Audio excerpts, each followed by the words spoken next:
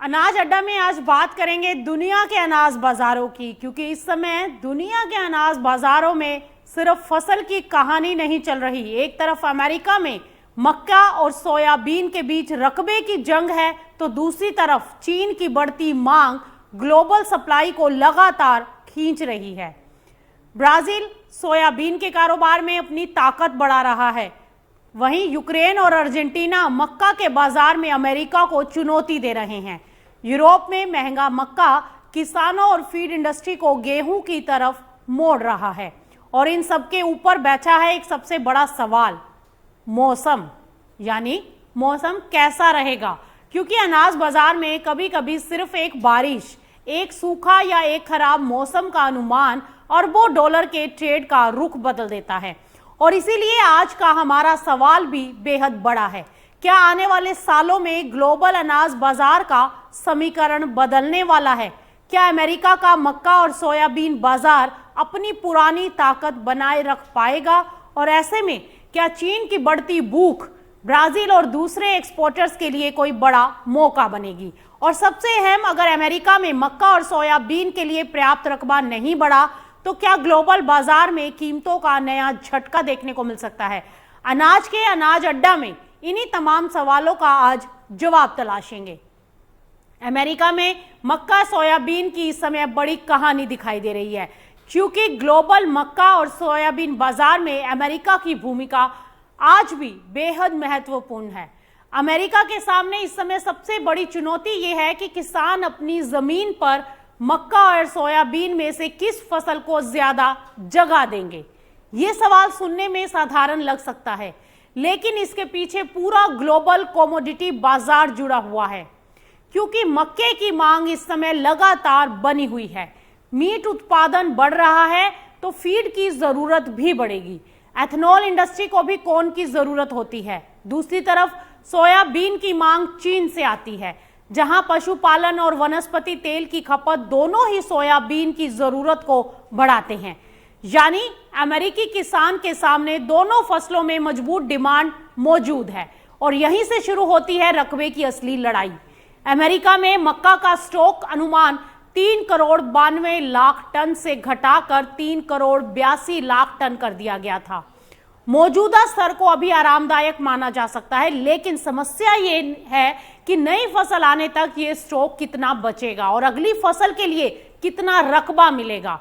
अगर अमेरिका मक्के का रकबा पिछले साल के लगभग 9 करोड़ 10 लाख एकड़ के स्तर पर ही रखता है, तो अच्छी पैदावार के बावजूद स्टॉक को तेजी से बढ़ाना आसान नहीं होगा।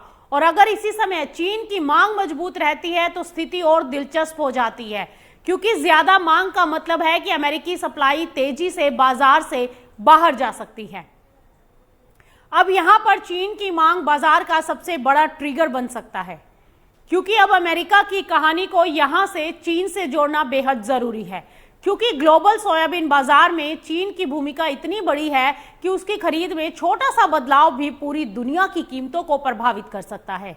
यूएसडीए के लंबे समय के अनुमान के मुताबिक चीन का सोयाबीन आयात करीब 10 करोड़ 39 लाख टन से बढ़कर 14 करोड़ 5 लाख टन तक पहुंच सकता है। यानी करीब 3 करोड़ 66 लाख टन की एक्स्ट्रा डिमांड। अब जरा इस आंकड़े की अहमियत समझिएगा। 3 करोड़ 66 लाख टन कोई सामान्य बढ़ोतरी नहीं है।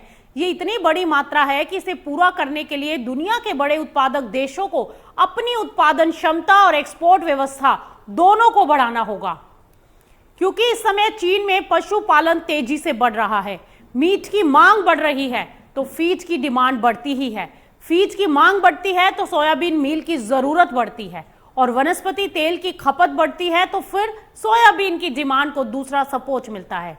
यानी इस समय चीन के लिए सोयाबीन सिर्फ एक कृषि कमोडिटी नहीं है, ये उसके पशुपालन, फीड और खाद्य तेल बाजार का एक बहुत बड़ा कच्चा माल बन चुकी है। इसी वजह से चीन की खरीद पर दुनिया के हर बड़े सोयाबीन उत्पादक की नजर रहती है। लेकिन यहाँ एक बड़ा बदलाव इस समय हो रहा है। चीन की बढ़ती मांग का पूरा फायदा अमेरिका को ही मिले ये जरूरी नहीं, क्योंकि ग्लोबल सोयाबीन सप्लाई में ब्राजील अपनी लगातार ताकत बढ़ाता दिखाई दे रहा है, क्योंकि ब्राजील में सोयाबीन बाजार का नया पावर सेंटर बना है। ब्राजील की कहानी ग्लोबल सोयाबीन बाजार के लिए शायद सबसे महत्वपूर्ण कहानियों में से एक हो सकती है, क्योंकि यूएसडीए के अनुमान के अनुसार 2030-31 तक ब्राजील का सोयाबीन निर्यात करीब 12 करोड़ 15 लाख टन तक पहुंच सकता है, जो कि मौजूदा स्तर से करीब 3 करोड़ 24 लाख टन या फिर यूं कहें कि लगभग 36% की बढ़ोतरी है। यानी आने वाले सालों में ब्राजील सिर्फ एक बड़ा एक्सपोर्टर नहीं रहेगा, वो ग्लोबल सोयाबीन सप्लाई का सबसे बड़ा एक पावर सेंटर बनता यहां दिखाई दे रहा है। ब्राजील में सोयाबीन का उत्पादन बढ़ाने की सबसे बड़ी ताकत है रकबे का विस्तार। सेराडो क्षेत्र में खेती का विस्तार हो रहा है। अमेजोनिया लीगल क्षेत्र में भी उत्पादन बढ़ने की संभावनाएं हैं। अगर वहां उत्पादन और एक्सपोर्ट दोनों इसी रफ्तार से बढ़ते हैं तो चीन की अतिरिक्त मांग का बड़ा हिस्सा अमेरिका से ब्राजील पर शिफ्ट हो सकता है, और यही अमेरिकी सोयाबीन बाजार के लिए एक चुनौती है। अमेरिका की ग्लोबल सोयाबीन ट्रेड हिस्सेदारी की अगर बात करें तो 21-22 से 2030-31 के बीच करीब 34.2% से यह घटकर 29.5% रहने का अनुमान लगाया गया है। यानी दुनिया में सोयाबीन की मांग बढ़ेगी, लेकिन अमेरिका की हिस्सेदारी जरूरी नहीं कि उसी अनुपात में बढ़ जाए। बाजार बढ़ेगा लेकिन हिस्सेदारी के लिए मुकाबला भी तो बढ़ेगा। अब वापस अमेरिका की अगर बात करें तो असली जंग उसकी रकबे की, अब अगर अमेरिका की बात करें तो असली जंग रकबे की नहीं, लेकिन यहां कहानी फिर अमेरिका पर ही घूम फिर कर आ जाती है, क्योंकि अगर चीन की मांग बढ़ रही है और ब्राजील अपनी सप्लाई बढ़ा रहा है तो अमेरिका के लिए भी उत्पादन बढ़ाना यहां पर जरूरी हो जाता है। लेकिन उत्पादन बढ़ाने के लिए सिर्फ पैदावार काफी नहीं होगा, क्योंकि उसके लिए रकबा भी चाहिए। यही वजह है कि मक्के और सोयाबीन दोनों ज्यादा एकड़ मांग रहे हैं। सोयाबीन के लिए भी करीब 30 से 40 लाख एकड़ अतिरिक्त क्षेत्र की जरूरत बताई गई है, ताकि स्टॉक बेहद निचले स्तर पर ना जाए। अब समस्या यह है कि जमीन तो सीमित है। अगर किसान सोयाबीन का रकबा बढ़ाता है तो मक्के के लिए जमीन कम हो जाएगी, और अगर मक्के का रकबा बढ़ाएगा तो सोयाबीन के लिए जमीन कम मिल सकती है। और अगर दोनों का रकबा उम्मीद के मुताबिक नहीं बढ़ा तब बाजार में कीमतों का दबाव तेजी से बढ़ सकता है। यानी अमेरिकी किसान का फैसला सिर्फ अमेरिका के बाजार को प्रभावित नहीं करेगा, इसका असर शिकागो से लेकर चीन, ब्राजील और दुनिया के दूसरे बाजारों तक साफ दिखाई दे सकता है। अब बात मक्के की, क्योंकि अमेरिका लंबे समय तक दुनिया का सबसे बड़ा मक्के का एक्सपोर्टर बना रहा है, लेकिन अब वहां पर तस्वीर बदलती दिख रही है। 2021-22 के लिए अमेरिकी मक्के का निर्यात करीब 5 करोड़ 91 लाख टन रहने का अनुमान था, और उसके मुकाबले ब्राजील में करीब 4 करोड़ 13 लाख, और अर्जेंटीना में 3 करोड़ 36 लाख, और यूक्रेन में 3 करोड़ 29 लाख टन। अमेरिका आगे है, लेकिन अंतर उतना आरामदायक नहीं जितना पहले हुआ करता था। और अगर हम थोड़ा पीछे जाएं तो तस्वीर और ज्यादा साफ होती है। 2010 से पहले ग्लोबल मक्का निर्यात में अमेरिका की हिस्सेदारी 50% से ज्यादा हुआ करती थी। अब लंबी अवधि के अनुमान में यह हिस्सेदारी घटती घटती 31% रहने की बात कही गई है। मतलब अमेरिका की ताकत खत्म नहीं हुई है, लेकिन ग्लोबल मक्के के बाजार में उसकी कंपटीशन काफी बढ़ गई है। और यहां पर ब्राजील तेजी से बढ़ रहा है, अर्जेंटीना बड़ा एक्सपोर्टर है, यूक्रेन भी ग्लोबल सप्लाई में बहुत बड़ी भूमिका इस समय निभा रहा है। और यही वजह है कि अमेरिका को उत्पादन के साथ साथ कीमत और एक्सपोर्ट दोनों मोर्चों पर मुकाबला करना पड़ रहा है। अब इस कहानी में यूरोप को जोड़ते हैं, क्योंकि यूरोप की मक्का डिमांड में बदलाव भी ग्लोबल बाजार के लिए बहुत जरूरी है। महंगे मक्के की वजह से यूरोप की फीड इंडस्ट्री में गेहूं का इस्तेमाल बड़ी तेजी से बढ़ा। जब मक्का महंगा हुआ तो फीड निर्माता दूसरे अनाजों की तरफ देखते हैं। अगर गेहूं मक्के के मुकाबले ज्यादा कॉम्पिटिटिव हो जाए तो फीड में गेहूं की हिस्सेदारी बढ़ सकती है, यानी एक कमोडिटी की कीमत दूसरी कमोडिटी की मांग को भी प्रभावित कर सकती है। इसे आप अच्छे से समझिएगा। इसके अलावा पूर्वी यूरोप में अफ्रीकन स्वाइन फीवर ने पशुधन और फीड की खपत पर भी असर डाला, और इसी वजह से यूरोप की मक्का आयात जरूरत के अनुमान में कटौती देखने को मिली। लेकिन यहां भी एक बड़ा सवाल है, क्या यह कमजोरी लंबे समय तक रहेगी? क्योंकि अगर यूरोप में पशुधन उत्पादन और फीड मांग वापस बढ़ गई तो फिर वापस से मक्के की मांग मजबूत हो सकती है। यानी यूरोप अभी कौन बाजार पर दबाव डाल रहा है, लेकिन कहानी यहीं खत्म नहीं हो रही, क्योंकि अब बारी तो मौसम की भी आएगी। अब आते हैं उसी फैक्टर पर जो किसी भी अनुमान को एक झटके में बदल सकता है, और वो है मौसम। अनाज बाजार में उत्पादन का अनुमान कितना भी मजबूत हो, अगर मौसम ने साथ नहीं दिया तो पूरा गणित फेल हो सकता है। अमेरिकी कॉर्न और सोयाबीन बाजार में इसीलिए वेदर मार्केट को लेकर चिंता हमेशा बनी रहती है। ला नीना का अमेरिका के मिडवेस्ट पर प्रभाव सीमित रहने की बात कही गई है। शुरुआती मौसम अनुमानों में अप्रैल में सामान्य से ज्यादा बारिश और मई में सामान्य बारिश का संकेत था। अगर ऐसा मौसम बना रहता तो बुआई सामान्य तरीके से हो सकती थी, और सामान्य बुआई का मतलब यह है कि किसानों को फसल लगाने में कोई बहुत बड़ी बाधा नहीं आती। लेकिन बाजार की असली चिंता उसके बाद शुरू होती है। बुआई हो जाए, अच्छी फसल मिल जाना, दो अलग अलग बातें हैं। फसल के विकास के दौरान तापमान कैसा रहेगा, बारिश कितनी होगी, फूल और दाना बनने के समय नमी पर्याप्त रहेगी या नहीं, कटाई के समय मौसम कैसा रहेगा, इन सभी सवालों का जवाब बाजार की कीमतों को प्रभावित कर सकता है। और इसी वजह से आने वाले सीजन में सामान्य से ज्यादा वेदर मार्केट देखने को मिल सकता है। अब दुनिया में अगर बात करें तो ऊंची कीमतें दुनिया में बुआई को भी बढ़ाएंगी। अगर ऊंची कीमतें बढ़ेंगी तो बुआई का एरिया भी बढ़ सकता है। यहां क्योंकि एक और बात महत्वपूर्ण होगी यहां पर समझना, जब कीमतें ऊपर होती हैं तो किसान ज्यादा उत्पादन के लिए प्रेरित होते हैं। और ये सिर्फ अमेरिका में नहीं होता, अमेरिका में भी, ब्राजील में भी, अर्जेंटीना में भी, पैराग्वे में भी, यूरोप में भी, चीन में भी। यानी ऊंची कीमतें अगले सीजन में ज्यादा सप्लाई की नींव रखती हैं। लेकिन यही बाजार का सबसे बड़ा विरोधाभास है।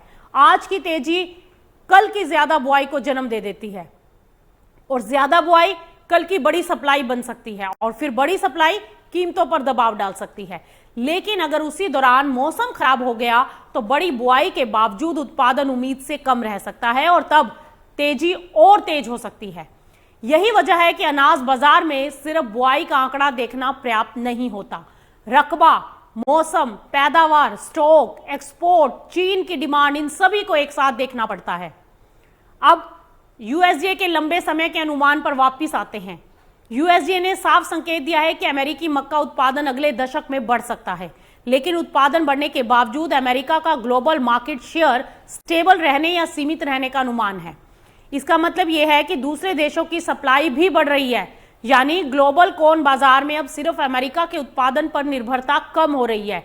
दूसरी तरफ सोयाबीन में भी अमेरिका को ब्राजील की बढ़ती ताकत का सामना करना पड़ेगा। चीन की डिमांड बढ़ेगी, ब्राजील की सप्लाई भी बढ़ेगी, और अमेरिका अपनी हिस्सेदारी बनाए रखने की कोशिश भी पूरी करेगा। यानी मक्का और सोयाबीन दोनों में अगले दशक का बाजार ज्यादा कॉम्पिटिटिव होने वाला है। अब इस सब में चीन की मांग इतनी इंपॉर्टेंट क्यों है? एक बार फिर चीन पर लौटते हैं, क्योंकि चीन की मांग सिर्फ सोयाबीन तक सीमित नहीं है। अब चीन में पशुपालन बढ़ता है तो फीड की जरूरत बढ़ती है, और फीड में कॉर्न और सोयाबीन दोनों महत्वपूर्ण होते हैं। यानी चीन की पशुधन अर्थव्यवस्था ग्लोबल अनाज बाजार के लिए एक बहुत बढ़िया डिमांड इंजन का काम करती है। अगर चीन की आर्थिक गतिविधियां और पशुधन क्षेत्र मजबूत रहते हैं तो सोयाबीन की खरीद बढ़ सकती है, और अगर चीन की खरीद अनुमान से ज्यादा निकलती है तो विदेशी सप्लाई पर दबाव आएगा, और अगर चीन की खरीद कमजोर हुई तो एक्सपोर्टर्स के बीच कंपटीशन बढ़ सकता है। इसीलिए बाजार में चीन की हर बड़ी खरीद पर नजर हमेशा बनी रहती है। चीन खरीदता है तो दुनिया के एक्सपोर्टर्स में हलचल होती है, और चीन अगर खरीद धीमी करता है तो सप्लाई वाले देशों में कीमतों पर दबाव बढ़ जाता है।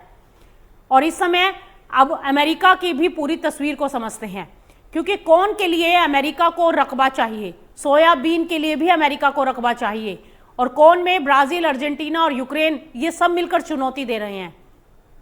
सोयाबीन में ब्राजील बड़ी तेजी से आगे बढ़ रहा है, और चीन की डिमांड बढ़ने की भी उम्मीद है, और मौसम का रिस्क हमेशा मौजूद रहेगा।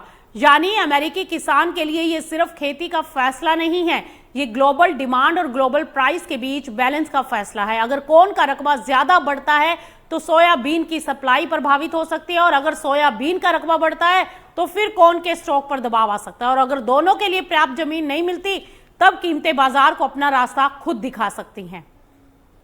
अब कॉर्न स्टॉक की बात करें तो 3 करोड़ 92 लाख टन से 3 करोड़ 82 लाख टन तक स्टॉक में कटौती बहुत बड़ी गिरावट नहीं लगती। लेकिन कमोडिटी बाजार में स्टॉक की दिशा बेहद महत्वपूर्ण होती है। अगर स्टॉक लगातार घटते हैं और नई फसल से पहले सप्लाई को लेकर अगर चिंताएं बढ़ती हैं तो फिर से बाजार तेजी की तरफ झुक जाता है, और अगर अगले सीजन में रकबा भी प्राप्त ना हो तो ये चिंता और मजबूत हो जाती है। यानी फिलहाल स्टॉक आरामदायक हो सकता है, लेकिन बाजार के भविष्य को कीमतों में ये शामिल करता है। इसीलिए आज का आरामदायक स्टॉक कल की तेजी को रोक पाएगा या नहीं, ये अगली फसल के रकबे पर निर्भर करेगा। फिलहाल सोयाबीन में स्थिति और संवेदनशील है और सोयाबीन की स्थिति थोड़ी अलग भी है, क्योंकि सोयाबीन का ग्लोबल बाजार चीन की मांग से बेहद प्रभावित होता है और अगर चीन की खरीद मजबूत होती है और ब्राजील की सप्लाई किसी कारण से प्रभावित हो जाती है तो अमेरिका की सोयाबीन की मांग तेजी से बढ़ सकती है। लेकिन अगर ब्राजील की फसल शानदार उतर गई और चीन को पर्याप्त सप्लाई वहां से मिलती रही तो अमेरिका पर निर्यात दबाव बढ़ सकता है। यानी अब सोयाबीन में आने वाले समय की सबसे बड़ी कहानी होगी चीन की मांग और ब्राजील की सप्लाई, और इसके बीच अमेरिका अपनी हिस्सेदारी बचाने की करता रहेगा कोशिश। ब्राजील और अमेरिका, क्योंकि ब्राजील की बढ़ती ताकत को सिर्फ आंकड़ों से नहीं समझा जा सकता। ब्राजील में सोयाबीन उत्पादन का विस्तार बड़े कृषि क्षेत्रों में हो रहा है। अगर रकबा हर साल बढ़ता रहा और उत्पादकता में भी सुधार हुआ तो ब्राजील आने वाले दिनों में ग्लोबल बाजार में अतिरिक्त सप्लाई देने की स्थिति में बहुत मजबूत होगा और चीन जैसे बड़े खरीदार के लिए सप्लाई का विविधीकरण फायदेमंद होगा, क्योंकि जब खरीदार के पास कई ज्यादा विकल्प होंगे तो वो कीमतों पर बेहतर सौदेबाजी कर सकता है। इसका मतलब ये भी है कि अमेरिका और ब्राजील के बीच कंपटीशन सिर्फ क्वांटिटी का नहीं होगा, प्राइसिंग का, क्वालिटी का, लॉजिस्टिक का और चीन के साथ व्यापारिक रिश्तों का भी होगा। अब इस पूरे सिनेरियो का भारत से क्या लेना देना? अब सबसे, क्योंकि बड़ा सवाल यही है, इस पूरे ग्लोबल खेल का भारत पर क्या असर पड़ेगा, क्योंकि भारत भी खुद एक बड़ा कृषि बाजार है। मक्का, सोयाबीन, गेहूं और दूसरे अनाजों में घरेलू भाव सिर्फ स्थानीय उत्पादन से तय नहीं होते। अंतर्राष्ट्रीय प्राइस, खाद्य तेलों का बाजार, इंपोर्ट एक्सपोर्ट और विदेशी सप्लाई भी बाजार की दिशा प्रभावित करते हैं। खासकर सोयाबीन में विदेशी तेल बाजार का असर बेहद जरूरी है। अगर ग्लोबल सोयाबीन की कीमतें मजबूत रहती हैं तो सोयाबीन तेल और क्रशिंग मार्जिन पर असर पड़ सकता है, और अगर अंतर्राष्ट्रीय सप्लाई बड़ी आती है तो घरेलू बाजार में दबाव बन सकता है। और इसी तरह कॉर्न में भी फीड, एथेनॉल, पोल्ट्री और स्टार्च उद्योग की मांग बेहद जरूरी है। इसीलिए भारत के कारोबारियों को सिर्फ मंडी भाव नहीं देखना चाहिए। शिकागो, ब्राजील, चीन और अमेरिका की फसल, इन सब पर नजर रखना जरूरी है। और अब सवाल आता है कि आने वाले समय में बाजार किस चीज को सबसे ज्यादा देखेगा। पहला ट्रिगर होगा अमेरिका का बुआई रकबा, दूसरा बड़ा ट्रिगर होगा अमेरिकी मौसम, और तीसरा चीन की सोयाबीन खरीद, और चौथा ब्राजील की फसल और एक्सपोर्ट, और पांचवा अमेरिकी कॉर्न और सोयाबीन का स्टॉक, और इसी के साथ छठा ट्रिगर होगा यूरोप की फीड डिमांड और कॉर्न का आयात। इन 6 फैक्टर में से किसी एक में भी कोई भी बदलाव आया तो कीमतों का समीकरण बड़ी तेजी से बदल जाएगा।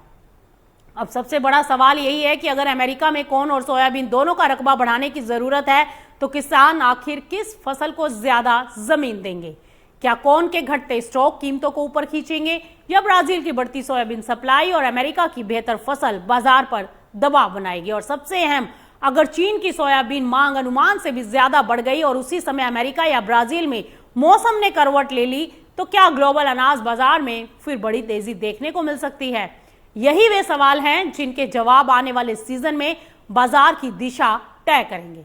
तो अनाज अड्डा में आज की पूरी तस्वीर को एक साथ जोड़ें तो ग्लोबल बाजार में कहानी सिर्फ उत्पादन की नहीं बल्कि रकबे, चीन की डिमांड, मौसम और निर्यात कंपटीशन की भी है।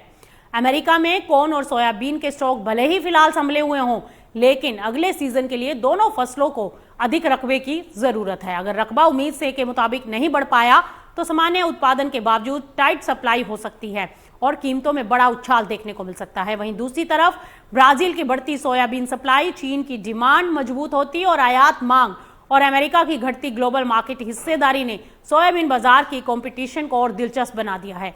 मक्के में भी अमेरिका, ब्राजील, अर्जेंटीना और यूक्रेन के बीच मुकाबला लगातार बढ़ रहा है और यूरोप में ऊंची कीमतों के कारण फीड में गेहूं का इस्तेमाल बढ़ना भी मक्के की मांग को प्रभावित कर सकता है। लेकिन इन सभी आंकड़ों के बीच सबसे बड़ा अनिश्चित फैक्टर रहेगा हमेशा की तरह मौसम। रकबा कितना बढ़ता है, बुआई कितनी तेजी से होगी, गर्मियों में मौसम फसलों का कितना साथ देगा, यही तय करेंगे कि अगले सीजन में बाजार में आराम रहेगा या फिर वेदर मार्केट की वजह से कीमतों में बड़ा उतार चढ़ाव देखने को मिलेगा। यानी फिलहाल ग्लोबल अनाज बाजार में मक्का और सोयाबीन आमने सामने हैं। चीन मांग के मोर्चे पर अहम खिलाड़ी है और मौसम पूरे खेल का सबसे बड़ा ट्रिगर। आने वाले महीनों में रकबे से लेकर मौसम और चीन की खरीद तक हर अपडेट बाजार के लिए बेहद अहम रहने वाला है। अनाज बाजार की ऐसी ही बड़ी खबरों और कीमतों के पीछे की पूरी कहानी को आसान भाषा में समझने के लिए आप देखते रहिए अनाज अड्डा। फिलहाल आज के अपडेट में इतना ही। नमस्कार।